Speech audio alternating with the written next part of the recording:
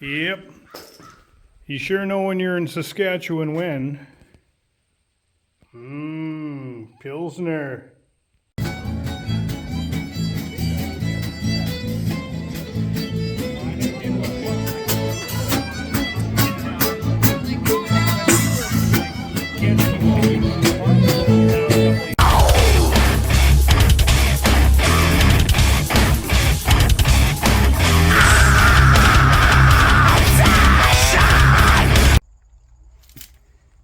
Back at the Ford. Slowly but surely getting the floorboards done. Got that piece in, got that piece in, that piece somewhat in.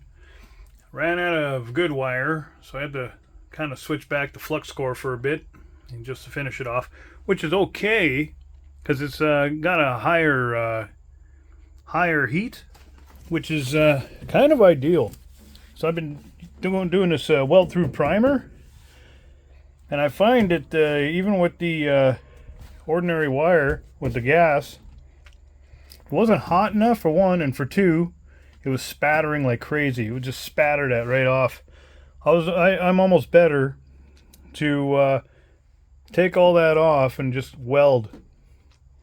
But it seems to be doing okay with the flux core.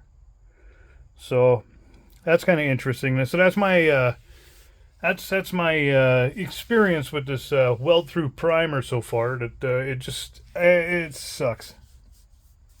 So anything new metal like that, no problem.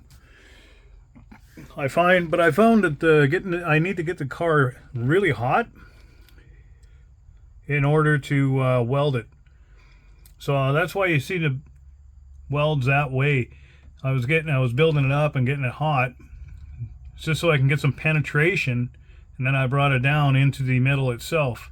Then you can see the heat marks there after I was finished welding, which is fine. I'm okay with that. It's just that with these older cars, depending on what you're doing, you really got to heat the metal.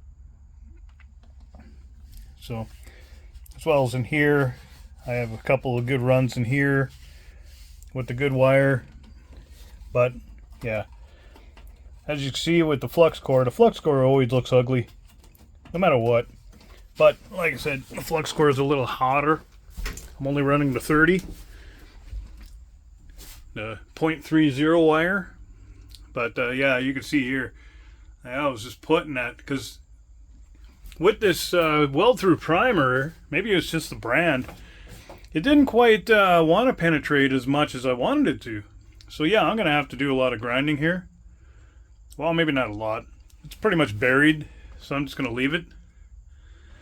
But yeah, you really got to heat the damn thing. Really put the heat to it. Like down here, this is all flux core. As you can see, the flux core seems to be sticking a lot better. It was doing a better job, I got to say. So yeah. Not impressed with the weld through primer. I think next time, I'm just going to do what I usually do. I'll spray the primer on, I'll spray the good sealant on, and then wherever I'm going to weld, that's where I'm going to grind it off again, and just go straight to metal. Because, yeah, this weld through just, ugh. It was just clogging up the gun too, like crazy, because it wanted to ball up. And then it would shoot it back at you. So then it would just get stuck all over the tip of the gun. So every little run I would do, I'd have to stop and clean the gun off, just so I can continue welding again. So yeah, not impressed. Here you could see some of the balling up and the spattering it was doing. That's just crazy. It's all that zinc. It doesn't like the zinc or something. I don't know what it is, but jeez. So, yeah, constant cleaning.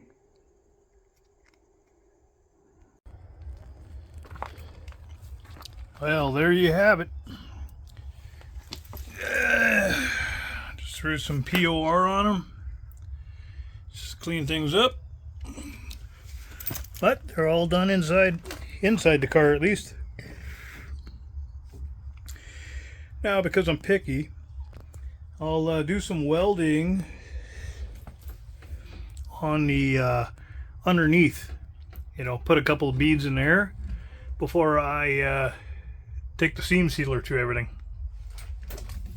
Look at that. Isn't that nice? Nothing like a bunch of recycling, eh? Yeah, and then once I get that done underneath, then I can come up here and seam seal all inside here, wherever I want. I'll have to remove that too, my ground cable.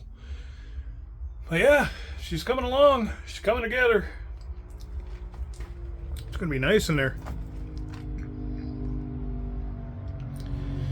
I don't know, then after that, guess I'll do some dynamating or whatever. Just sound deadening of some sort.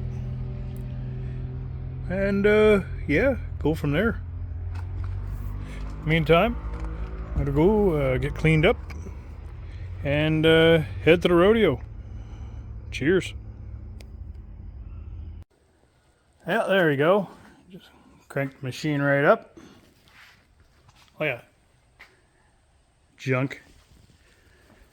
And I went ahead, lined everything up as much as I could, and welded the piss out of her. Now, this is not the way to fix it, obviously, but everything's all broken and trashed anyways, like everything on this front diff. It would have to be totally rebuilt anyways, so I don't care. There's even, it looks like there's a bit of a slurry. We call them a slurry in that front diff. It's a mixture of oil and grease. So obviously there's something going on there. But, whatever. She's welded back together. Now I can at least move it around the yard. The steering's going to be way off still, as you can see. That's supposed to be straight. And, well, as you can see, it's not really straight. So it's going to pull a little bit. Other than that, everything else looks okay. Suspension's, like I said, is shot in the front especially. Sway bar's all there, though. That looks okay. Other than that, steering's still there. I wouldn't doubt for 2 seconds that this frame might be a little bit twisted too. So, I don't know. Once I get the box off, maybe I'll take a little bit of measurement there and see. It might still be good. I don't know. There you go. Weld it. Well, that didn't hold. Oh well. Back up as she goes. I'll turn the welder up a little bit more, I guess. Ay, ay, ay. There we go. I cranked everything to the max this time for sure. And yeah.